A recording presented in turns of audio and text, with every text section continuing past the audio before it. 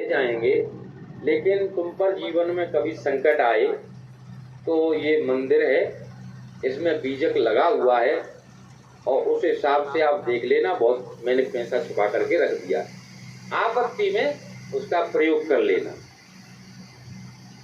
पिता रहा जब तक तो कोई बात नहीं थी, पिता खत्म हो गए। भाइयों ने बैठ करके विचार किया कि भाई पैसे की तो जरूरत हर किसी को, समस्या है तो क्यों ना पिताजी ने जो माल बताया है, धन संपत्ति बताई है, उसे खोजते हैं। तो उस बीजक को उन्होंने पढ़ा कि कहाँ लिखा है, तो उसमें लिखा हुआ था बीजक के अंदर कि 4 बजे, विचार करिए 4 बजे माँ शिखर पर माल गड़ा हुआ है। तो चौपाई तो आप सब लोग जानते हैं किस प्रकार से है।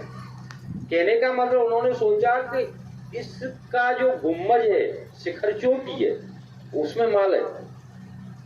तो उन्होंने ऊपर से तोड़ डाला, मंदिर नहीं मिला। सोचे कि हो सकता है नीचे हो, तोड़ते तोड़ते चले गए, पूरा मंदिर तोड़ डाला, लेकिन कहीं नहीं मिला। एक महात्मा जी उधर से काफी समय पहले गुजर के गए थे, मंदिर देखकर गए थे, वापस आए तो वहां टूटा हुआ मंदिर पड़ा था। तो गांव वाले से पूछने लगे, भैया कि ये इतना बड़ा मंदिर अच्छा था, सुंदर था, हम इधर से गए थे, देख कर गए थे, किसने तोड़ डाला? कि महाराज जिनके पिताजी ने बनाया था उन्हीं के पुत्रों ने तोड़ डाला। किसके लिए? कई इस प्रकार से कह रहे थे कि हमारे पिताजी इसमें धन संपत्ति छुपा कर गए हैं, हमें आवश्यकता है, तो उसे पाने के लिए मंदिर तोड़ डाला। तो उन्होंने कहा कि ऐसे कैसे पता लगा उन लोगों को? ये बीजक लगा हुआ है, तो जरा हमें बताइए। देखा, अरे कि है, बिल्कुल सही बात है, तुम्हारे पिताजी ने कुछ गलत नहीं लिखा, सही लिखा है उन्होंने, और उन्होंने जहां बताया वहीं पर गड़ा हुआ है, लेकिन आपने इसको समझा नहीं। क्योंकि महाराज अब आप बता दीजिए कि मैं भी जब समझ पाऊंगा, जब इस मंदिर को वैसा का वैसा ही बना, तब मिल सकता है आपको। मंदिर वैसा का वैसा, बच्चे पहले तो डरने लगे कि पहले ही पैसे नहीं है, अब फिर से मंदिर बनवा दिया किसी से पैसे लेकर के, तो पहले ही हालत खराब है, मंदिर में पैसा और लग जाएगा, पैसा नहीं मिला तो काम खराब हो जाएगा। तो महात्मा जी ने भरोसा दिलाया कि आप मुझ पर भरोसा करें, मंदिर बनाए। उन्हें मंदिर उसी प्रकार का बन करके तैयार हो गया। तो उन्होंने कहा कि देखो समय 4 बजे का है, इसमें लिखा हुआ है, और वो कह रहे हैं कि नैनन निरख निहार, नैनों से, नेत्रों से देखो। तो 4 बजे शिखर वाली बात है, चोटी वाली, तो 4 बजे से चोटी की छाया कहाँ पड़ रही है? तो देखा तो खेत में दूर जाकर पड़ रही थी, तो देखो यहाँ गड़ा हुआ है। ऐसे नहीं थे तुम्हारे पिताजी कि मंदिर की चोटी में पैसा गाड़ जाओ, तुम मंदिर को तोड़कर पैसा प्राप्त करो, मंदिर भी न टूटे, जैसा का तैसा बना रहे, और तुम्हें आवश्यकता के लिए, आवश्यकता अनुसार आपको धन भी मिल जाए। जब खोदा गया तो वहां मिल गए।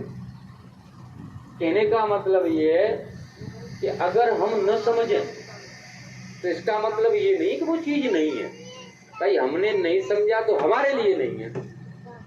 हमने आंख बंद कर ली, अब हम कह रात है तो हमारे लिए रात है, लेकिन जिसकी खुली है ना उसके लिए तो दिन है, क्योंकि वो देख रहा है। ऐसे ही नहीं है, और गुरु की कभी हार नहीं हो सकती।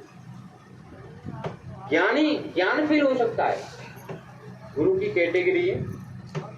तो गुरु महाराज ने बताया कि एक ज्ञानी गुरु, एक विज्ञानी गुरु। शुरुआत कहां से होती है? भेक, साध और संत। भेक होता है जिसने भेष धारण कर लिया, कपड़े रंग लिए, रूप बना लिया, उसको भी कुछ नहीं आता है, न उसने भगवान का दर्शन किया है, न अपना दर्शन किया है, कुछ नहीं किया है, केवल भेष बना लिया है। और लेकिन उसको एक चीज पर विश्वास है कि भगवान है, देखा नहीं उसने कभी भी, लेकिन भरोसा उसके अंदर आ गया कि भगवान है, भजन करता है और कभी नहीं करता है। वो भेक की श्रेणी में आता है। इसके बाद आता है साध। साध क्या होता है?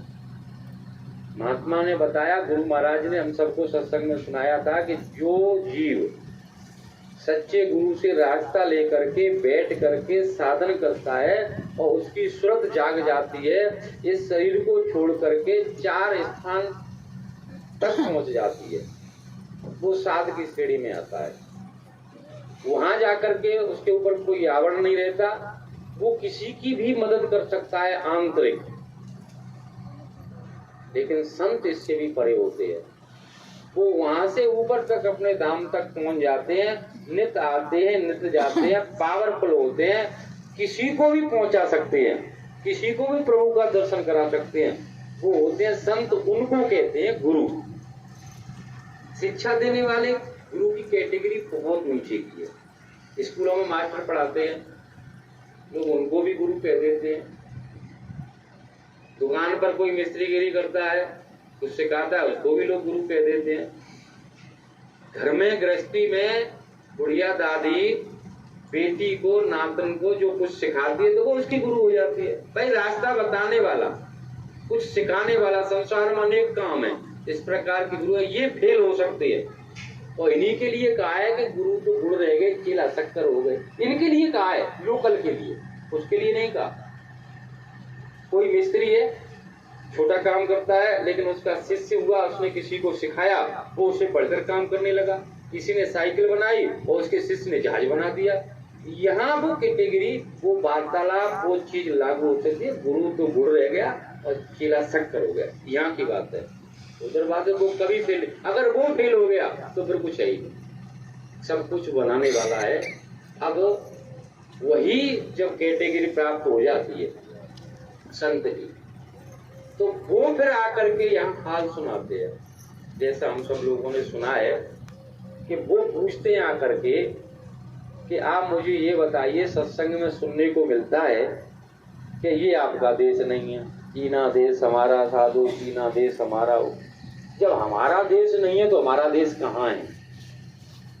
हम कहाँ के रहने वाले हैं और यहाँ क्यों आए? भाई जब हमारा देश दूसरी जगह तो हम आए क्यों यहाँ? और आने के बाद में अपने ही घर को भूल गए, ये कैसी विडंबना है? आज हम यहाँ रह रहे हैं इस मकान में, रिश्तेदारी में, शादी में, विवाह में, किसी समारोह में कहीं चले जाते हैं तो 1 दिन 2 दिन और उससे ज्यादा अधिक होते हैं तो कहते हैं नहीं अब तो घर चलना है। उसके पीछे कई कारण है, या तो घर की याद आ रही है, या किसी काम की चिंता है, कोई कारण रहा हो, लेकिन कहते हैं कि अब हमें घर जाना है। रिश्तेदार बहुत रोकते हैं लेकिन नहीं रुक पाते हैं, और कहे सुन करके कई प्रेमी तो ऐसे भी होते हैं कि रात्रि को बिना कहे ही निकल करके भाग लेते अपने घर के लिए, इस घर के लिए। लेकिन महात्मा कहते हैं कि वो ऐसा घर है तुम्हारा जहाँ कोई दुख सुख नहीं है, रोना धोना नहीं है, आनंद ही आनंद है, प्रेम ही प्रेम है। तो फिर पूछा गया कि आप ये बताइए कि ऐसे आनंदमय घर को हम क्यों भूल गए, और इस संसार में आकर के जहाँ हमारा कुछ नहीं है और यहाँ कह रहे हैं कि ये हमारा है, ये कैसे हो गया? तो महात्मा यही सत्संग में सुनाते हैं और यही बताते हैं। जो क्रिया करते हैं उनको पता लग जाता है, क्योंकि ये बुद्धि हमारी ये जड़ बुद्धि है। ये जो मन है हमारा, ये सोचता है, ये इस समय पिंडी मन है, इस पिंड के अंदर रह रहा है, ये पिंडी मन है। जब ये पलटेगा तो अंडी मन होगा और ऊपर की बात करेगा, वहां तक पहुंचेगा, उसके बाद ब्रह्मांडी मन होगा, तब ऊपर की बात करेगा। और जब तक ये नीचे ही रहेगा तो ये संसार की बात करेगा। बार बार सुनने के बाद में कि ये देश अपना नहीं है, ये घर अपना नहीं है, तो अपना घर कैसा है, क्यों आए? तो महात्मा यही सुनाते हैं। और सत्संग का मतलब भी यही होता है। हम और आप लोग यहाँ चर्चा कर रहे हैं, सत्संग नहीं सुनाया जा रहा, क्योंकि सत्संग सुनाने की पावर संतों में होती है। और सत्संग वही सुना सकता है जिसने वो चीज देखी हो, और जिसने देखी है उसने सुना दिया, और उस पर जब चर्चा की जाती है उसे गुरु चर्चा कहती है, सत्संग नहीं कह सकते। और संसार के अंदर सत्संग करने का अधिकार संतों के पास होता है। कथाएं हो रही हैं जगह जगह, रामायण हो रहा है, गीता भागवत हो रही है, सत्संग नहीं है, कथा है। स्पष्ट है पहले से। भागवत हो रही है, कैसा भागवत चल रही है, उसमें सत्संग चल रहा था, सत्संग नहीं चल रहा था, कथा चल रही थी वहां।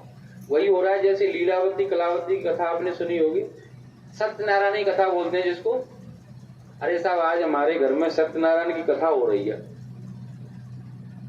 सत्यनारायण की कथा में क्या होता है सबने सुनी है, ऐसा कोई नहीं है कि जिसने नहीं सुनी हो। उसमें लीलावती कलावती दो माँ बेटियां हैं, उनके पति मतलब दामाद और उनके पति ले चले जाते हैं व्यापार करने के लिए, व्यापार करते हैं, उसमें से कमा करके लाते हैं, जहाज समुद्र में आते पता लगता है तो सत्यनारायण की कथा घर हो रही थी, दोनों प्रसाद छोड़कर भागती हैं, समुद्र में जहाज डूब जाता है। जंगल में ग्वाल बाल सत्यनारायण की कथा सुन रहे थे, ये उसमें चलता है। लेकिन विचार करने की बात है सत्यनारायण की कथा कहाँ है इसमें। ग्वाल वालों की है, राजा की है, लीलावती की, कलावती की, व्यापार की, इसकी उसकी, वो कहानी है। सत्यनारायण की कथा कहाँ है इसमें। और लोग कहते हैं सत्यनारायण की कथा करा रहे हैं। एक पंडित से चर्चा होने लगी हमारी, पंडित जी एक बात बताइए कि ग्वाल वाल जंगल में जिस कथा को सुन रहे थे वो सत्यनारायण की कथा थी, आप उसे सुनाइए। अरे कि वो सत्यनारायण की कथा है, ये नहीं है, घुमाने वाली बात है ये तो। लीलावती कलावती अपने घर में बैठ करके जिस कथा को सुन रही थी वो सत्यनारायण की कथा है। आप सुनाइए क्या सुन रही थी वो। तो कैसा किताब में तो यही लिखा हुआ है। तो मैंने कि सत्यनारायण की कथा केवल संत सुनाते हैं, जिसी को हम सत्संग कहते हैं, और उसे और कोई नहीं सुना सकता। हम और आप लोग यहाँ चर्चा के लिए इकट्ठे हुए हैं, गुरु महाराज ने 60 साल सत्संग सुनाया है, और उस सत्संग को सुनकर के ये भान हुआ कि हमें कुछ करना चाहिए।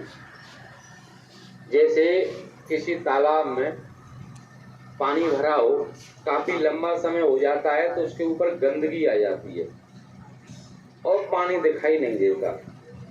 कोई उसके अंदर अगर पत्थर फेंक दे तो एकदम से वो गंदगी हटती है और पानी जरा देर के लिए हमको दिखाई देता है, और थोड़ी देर के बाद में वो गंदगी पुनः उस पानी को ढक लेती है।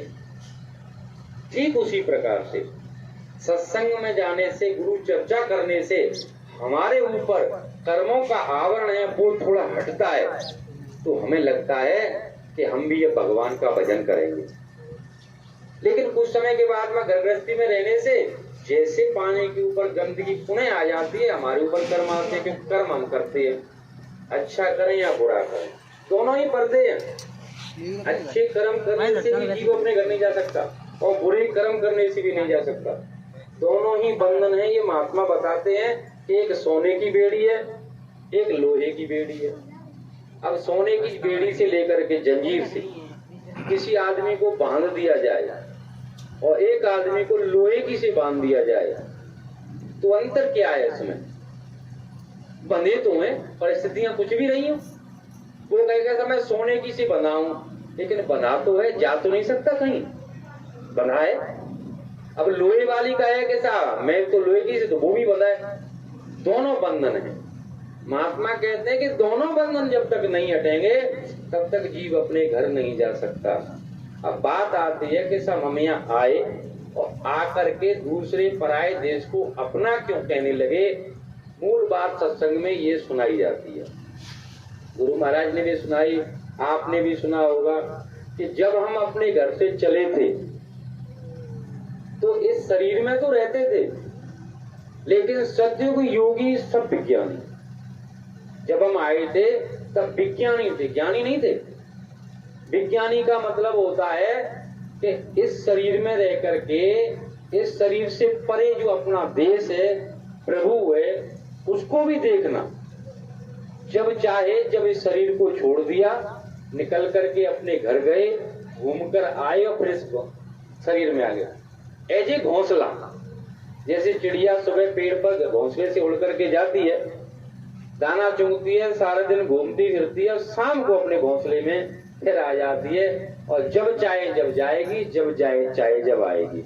उसी प्रकार से सत्युग में ये शरीर भी घोंसला था।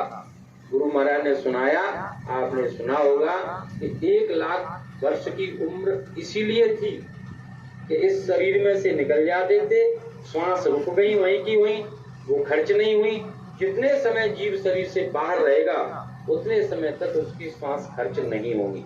1 घंटे बाहर रहेगा तो 1 घंटे की श्वास बचेगी, 4 घंटे रहेगा तो 4 घंटे की।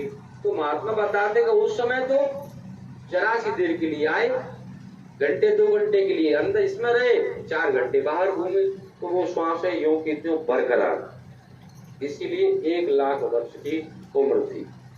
उसके बावजूद जब हमको सब कुछ दिखाई दे रहा था, सुनाई दे रहा था, फिर हम यहाँ कैसे फंस गए, पराई चीजों को अपना कैसे मानने लगे।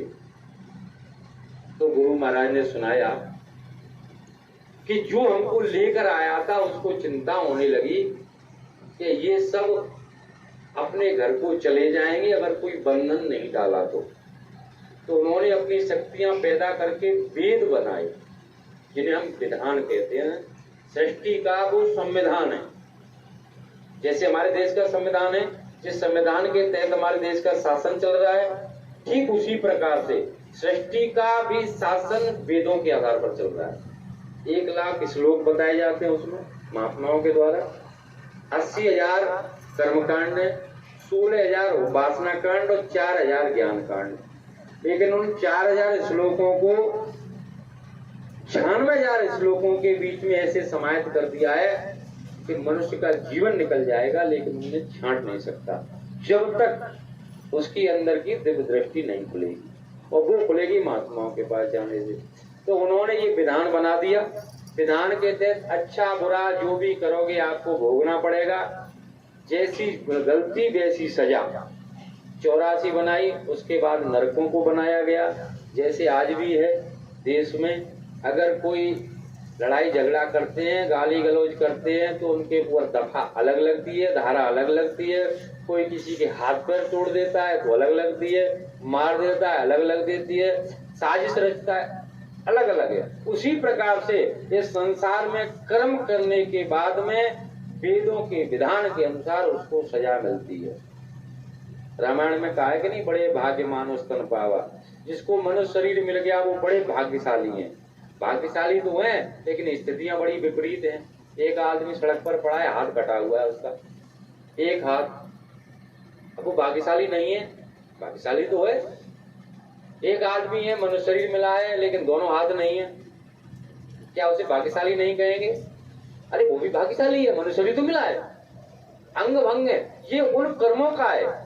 जैसे बच्चा फर्स्ट डिवीजन पास हुआ, सेकंड डिवीजन, थर्ड पास सब हुए, लेकिन जिसकी जैसे मार्क हैं, जिसके जैसे नंबर हैं, उसको वही डिग्री कैटेगरी मिलती है।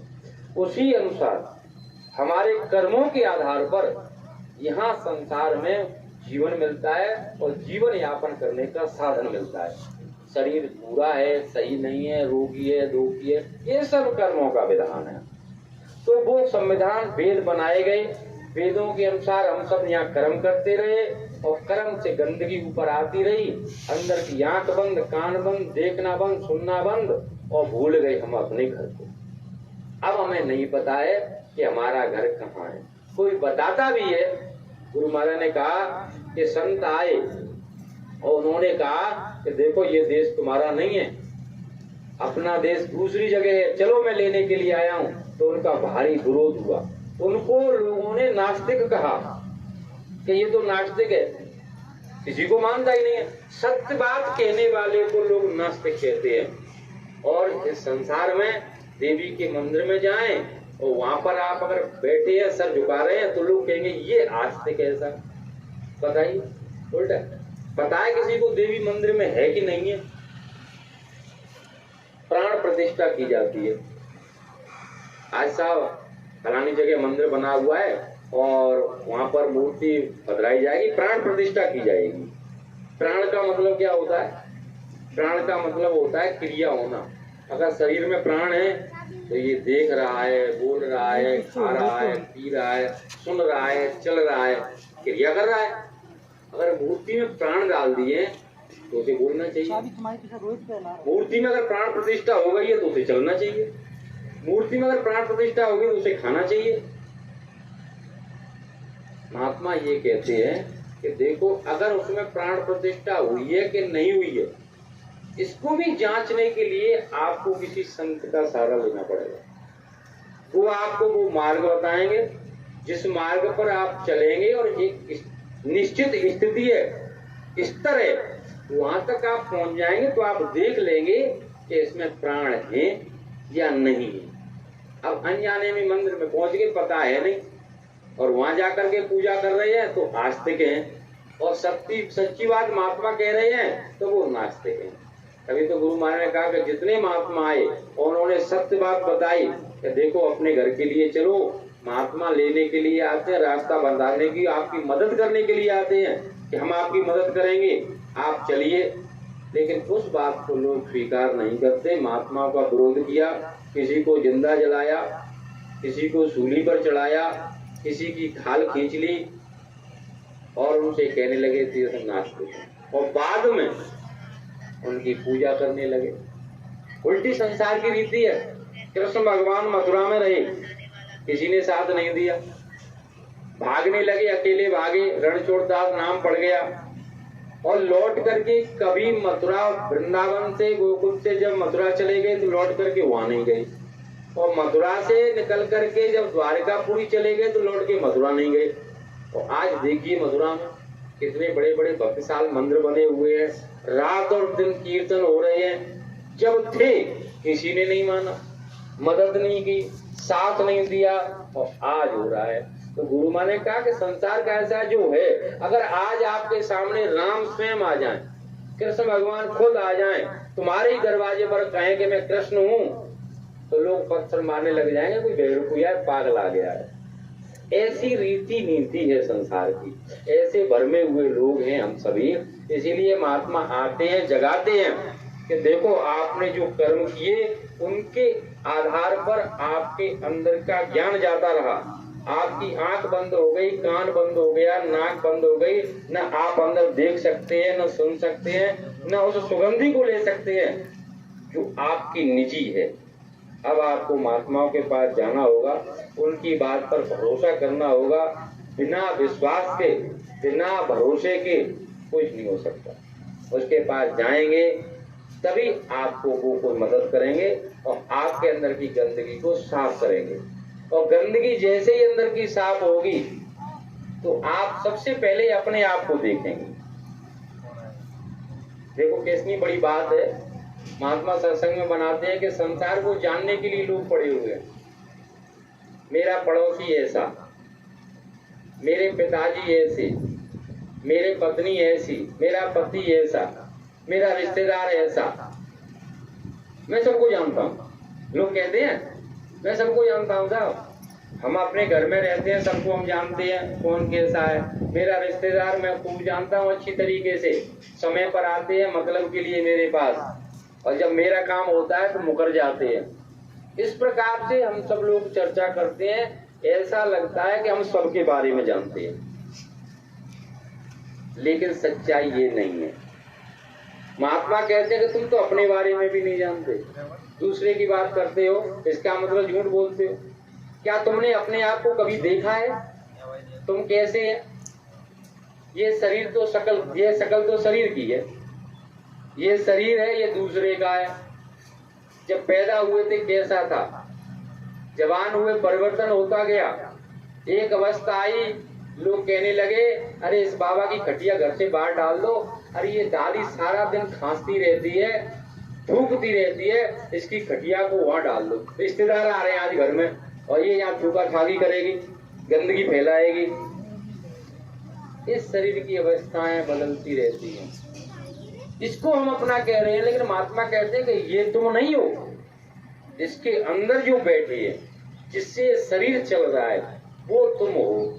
और उसको आज तक देखने का प्रयास नहीं किया। कैसे हैं हम, कैसी हमारी शक्ल है। महात्मा कहते हैं कि बताते हैं कि तुम इतने सुंदर हो, तुम्हारी स्वयं की शक्ल इतनी सुंदर है कि जब तुम अपने आप को देख लोगे तो संसार में किसी को देखने की इच्छा नहीं रहेगी। क्योंकि जो हम लोग भजन प्रार्थना करते हैं ना, जो पहले लोगों ने, मीराबाई ने, कबीर साहब ने, अन्य महात्माओं ने जो गाई है, वो किसी और के लिए नहीं है, वो स्वयं अपने लिए, अपने मन को समझाते हैं, अपने आप से बातें करते हैं, अपने लिए गाई है। वो अपने आप को देखने की इच्छा से लगे रहे, और जिसने अपने आप को देख लिया वो कह सकता है कि साहब अब भगवान की बात आती है। जिसने अपने आप को तो देखा नहीं कभी और भगवान के पीछे पड़ा है, मंदिर में, मस्जिद में, चर्च में, गिरजाघर में भगवान को ढूंढने के लिए, और अपने आप को कभी देख नहीं रहे, फुर्सत ही नहीं है। क्योंकि सुबह से शाम तक काम करते हैं, शाम को खटिया पर लेट जाते हैं, क्या सोचते हैं। आज हमारे पड़ोसी ने मुझसे ये कहा था, बहू कहती है सास ने आज मुझसे ये कहा था, सास कहती है बहू ने आज मुझसे ये कहा था। आपस की उन बातों पर चर्चा करते हैं जो हमारी नहीं है। कभी खटिया में लेट करके विचार करना हमको चाहिए। महात्मा कहते हैं कि किया है आप लोगों ने कि मैं कैसा हूं, इस शरीर में मैं कैसा हूं जिससे ये शरीर चल रहा है, मेरे पास कितना वक्त शेष है। ऐसा तो नहीं है कि थोड़ा सा समय रह गया हो और पराये काम करते करते वो समय भी बीत जाए। एक महात्मा जी का शिष्य भिक्षा मांगने के लिए जाता और दरवाजे पर आवाज लगाता कि मेरा गुरु बंदी छोड़, इस प्रकार से आवाज लगाता था। तो लोग भिक्षा डाल देते थे। एक घर के पास पहुंचा तो वहां पर तोता पिंजरे में बैठा हुआ है। वहां उसने आवाज लगाई, एक दिन सुना, 2 दिन सुना। एक दिन तोता कहने लगा उससे कि भैया तेरा गुरु और बंदी छोड़ है, तो तुम पूछना अपने गुरु से, मैं भी बंधन में बनाऊं इस पिंजरे में, मैं इसमें से कैसे आजाद हो सकता, तो मेरा बंधन कैसे छूटे। तो उसने कहा ठीक है मैं पूछ लूंगा, ये कौन सी बड़ी बात है।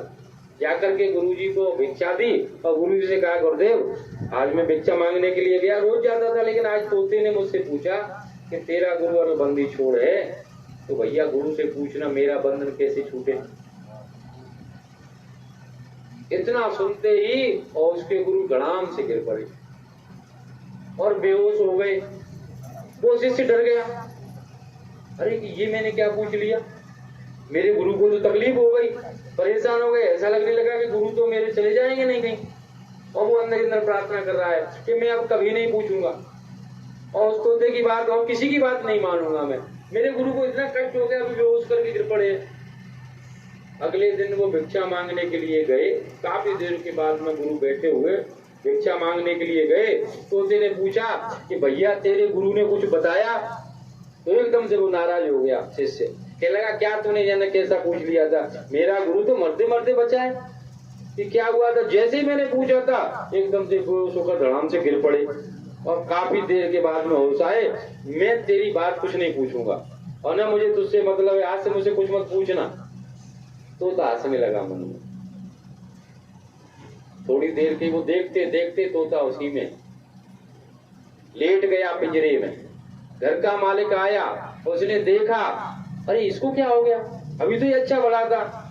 कि दरवाजा खोला, अरे ये तो मर गया, अरे ऐसे कैसे मर गया।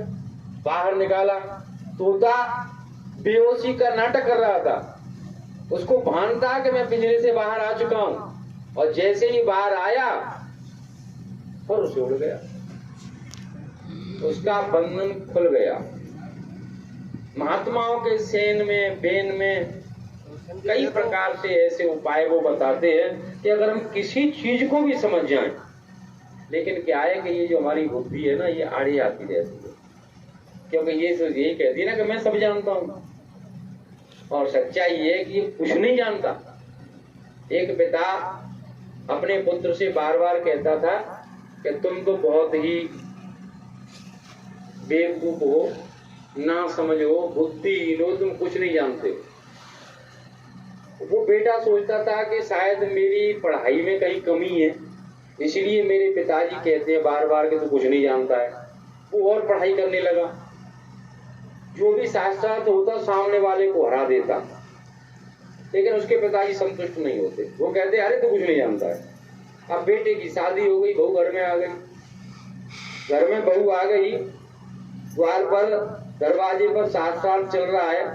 उस बेटे ने सामने वाले को हरा दिया, लेकिन पिता संतुष्ट नहीं हुए, खुश नहीं हुए। कहने लगे मेरा बेटा तो मूर्ख है, ये कुछ नहीं जानता है।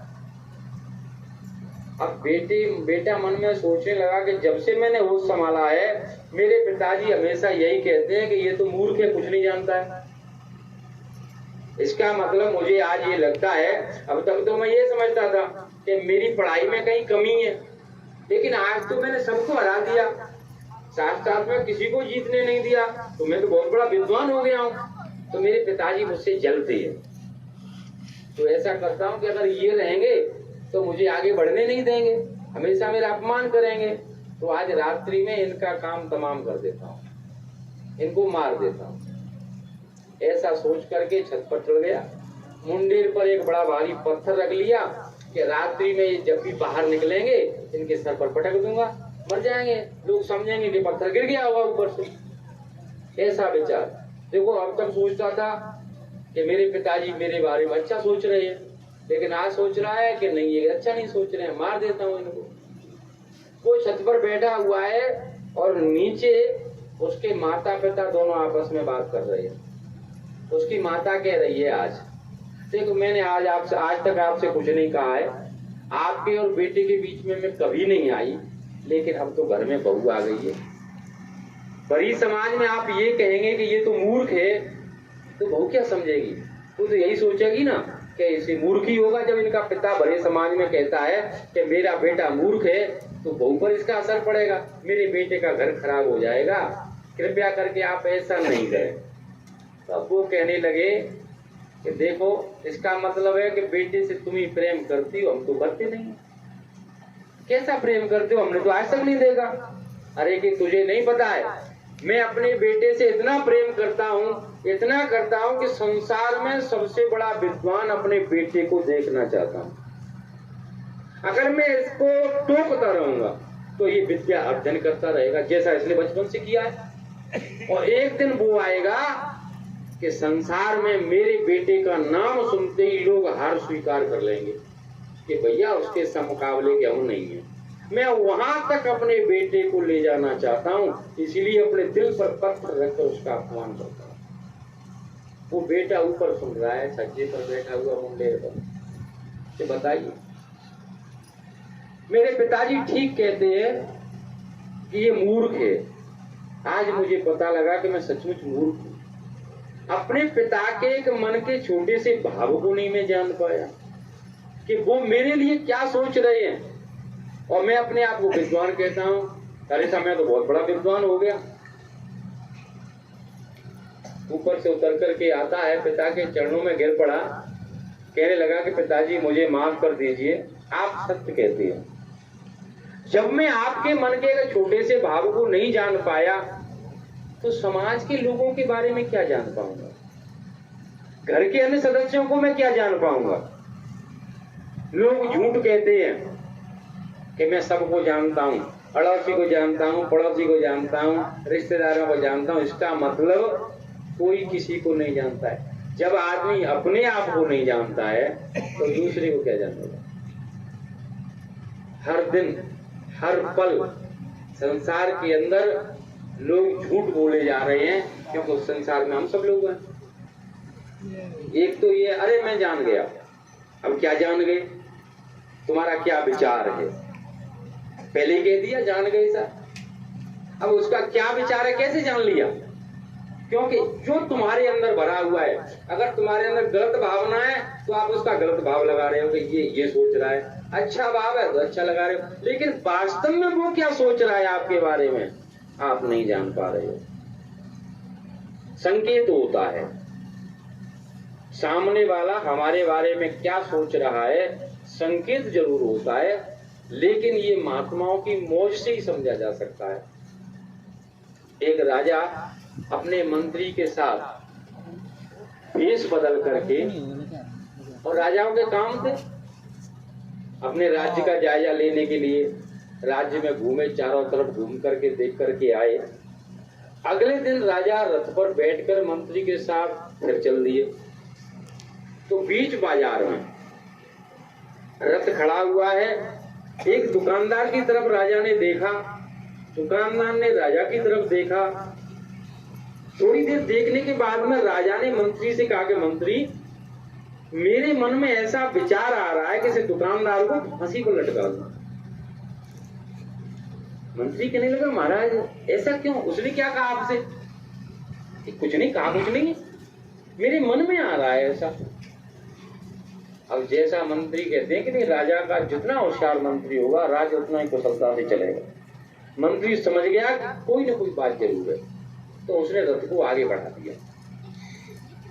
आगे बढ़ा दिया, महल में पहुंचा, राजा को वहीं छोड़ करके मंत्री भेष बदल कर उस दुकानदार के पास आया। मंत्री सोच रहा है कि हमारा राजा इतना नेक है, उस दुकानदार को जो बेकसूर है उसके प्रति ऐसे भाव राजा के इस पर फांसी पर लटका दूं, क्या बात है? राजा मंत्री ने सोचा कि मैं इसका भाव जानना चाहता हूं, तो बदलकर भेष पहुंचा दुकानदार के पास और दुकानदार से जाकर प्रणाम किया कि भैया सुना है आज यहाँ राजा आया था। हाँ कि भैया राजा आया था, रथ पर बैठा हुआ था। तो राजा ने आपको देखा, आपने राजा को देखा, दर्शन तो किए होंगे? हाँ जी, राजा मेरी तरफ देख रहे थे, मैं उनकी तरफ देख रहा था। तो तुम क्या सोच रहे थे मन में? मंत्री ने प्रश्न कर दिया। दुकानदार शक पका गया कि भैया ऐसा क्यों पूछ रहे हो? कि नहीं पूछ रहा हूँ। अरे नहीं ऐसा मैं कुछ नहीं बताऊंगा। अरे कि भैया बता दे, कोई बात नहीं कि मैं तुमको बता दूंगा, और तुमने राजा से कह दी तो राजा मुझे फांसी में लटका देगा। क्योंकि आपको कैसे संतुष्टि हो, आप मुझसे कसम ले लो, मैं नहीं बताऊंगा, लेकिन आप मुझे बताइए जब राजा आपकी तरफ देख रहा था तो आप क्या सोच रहे थे? मंत्री बहुत से दुकानदार ने कहा कि सत्य बताऊं कि हाँ कि भैया ये चंदन की दुकान है मेरी, तो महीने में 15 दिन में थोड़ा बहुत चंदन बिकता है। बच्चों का पालन पोषण ठीक तरीके से नहीं हो रहा है। मैं सोच रहा था कि अगर ये राजा मर जाए तो कितना चंदन बिकेगा मेरा, बहुत पैसा आएगा मेरे पास, परिवार का आराम से गुजारा हो जाएगा। मैं ये सोच रहा था, पर भैया तू किसी को बता मत देना कि मैं राजा के बारे में ऐसा सोच रहा था। मंत्री ने कहा कि नहीं भैया बताऊंगा मैं किसी को, लेकिन चलो कोई बात नहीं है कि भैया मैं क्या करूं, बड़ी समस्या है मेरे घर में। अगर राजा मरता है तो मेरा काम बनता है, क्योंकि और तो इतना चंदन ले नहीं रहा, राजा ही ले सकता है। अब मंत्री वहां से जाकर के वापस अपना महल में पहुंचा, पुनः मंत्री का वेश धारण किया, दुकानदार के पास आया कि भाई दुकानदार, कि हाँ भाई, हाँ मंत्रीवर, कि आज राजा का पता नहीं विचार ऐसा बना है कि हर रोज चंदन की लकड़ी से हवन हुआ करेगा। आपको 10 किलो चंदन की लकड़ी रोज राजमहल भेजनी है। 10 किलो रोज लकड़ी जाएगी राजमहल में। अब उसने गुणा हिसाब लगाया कि जब तक राजा रहेगा ये काम चलता रहेगा। हे भगवान, मेरा राजा 100 साल जिए, क्योंकि अगर राजा कल को मर गया तो एक बार लकड़ी है तो 10-10 किलो रोजाना बिकेंगे, तो भाई 10 दिन में ही 1 क्विंटल हो रही है, 1 महीने में 3 क्विंटल हो जाएंगी, 1 वर्ष में कितना उसने हिसाब लगाया। अब वो भगवान से प्रार्थना कर रहा है कि भगवान मेरा राजा कभी नहीं मरे। अगले दिन राजा को लेकर के मंत्री और पुनः उसी गली मर जाते और दुकानदार के यहीं जाकर के रथ को खड़ा कर देते। राजा ने फिर दुकानदार की तरफ देखा, दुकानदार ने राजा की तरफ देखा, मंत्री को बुलाकर राजा कहने लगा कि मंत्री देखो, उस दिन हम और आप आए थे तो मुझे लग रहा था, मेरा भाव मन रहा था कि इसको फांसी दे दूं, लेकिन आज लग रहा है कि इसको मैं कोई इनाम दूं। पता नहीं मंत्री ऐसा क्यों हो रहा है, क्योंकि राजाओं के अटपट सवाल होते थे, मंत्री से किया करते कि ऐसा क्यों हो रहा है, उस दिन मेरे ऐसे भाव क्यों बने, आज क्यों बन रहे, मंत्री बताओ।